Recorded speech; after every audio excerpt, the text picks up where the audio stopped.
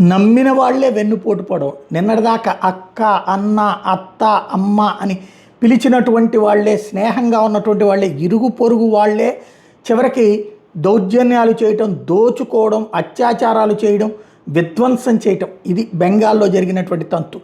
దానికి సాక్ష్యం ఇప్పుడు మీడియా, అది కూడా ప్రధాన స్రవంతి మీడియాలో ఒక రిపబ్లిక్ టీవీ సీరియస్గా ఎఫర్ట్ పెడుతోంది. టైమ్స్ ఆఫ్ ఇండియా లైట్గా టచ్ చేసి వదులుతోంది. మిగతా డిజిటల్ మీడియా పుణ్యమని అసలు నిజాలు బయటకు వస్తున్నాయి. అట్లాంటి ఒక వెర్షన్ విందాం. आपके साथ क्या हुआ कि आप यहाँ पर आए?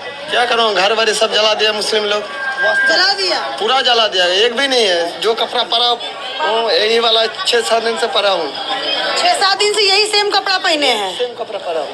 घर में कितने लोग थे आपके? 7 आदमी। 7 आदमी। तो वो 7 आदमी कहाँ है? यहाँ है? इधर हम लोग का कम से कम 3 आदमी है, उधर 4 आदमी है, उधर किधर? वो पारघाटी में। पारघाटी में तो दूसरी जगह है, जो रिलीफ कैंप है उसमें। हाँ हाँ, उसी कैंप पे है। तो सुबह जलाया था कि शाम को जलाया?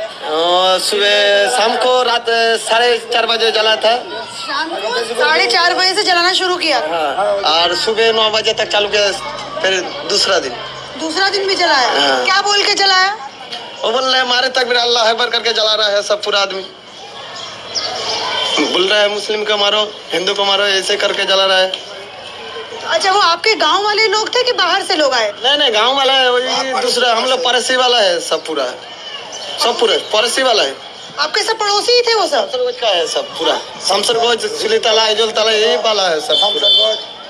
वापिस जाने में तो डर लग रहा है। तो डर तो लगेगा, वही पास में है, ये है ना मुस्लिम है ना, इसलिए तो डर लगेगा। आगे दूध छुरी में जला दे, डर तो लगेगा, सबको डर लगता है। ప్రస్తుతం పునరావాస శిబిరాల్లో ఉంటున్నటువంటి ఒక్కొక్కళ్ళు తమ బాధలు చెప్పుకుంటున్నటువంటి పరిస్థితి.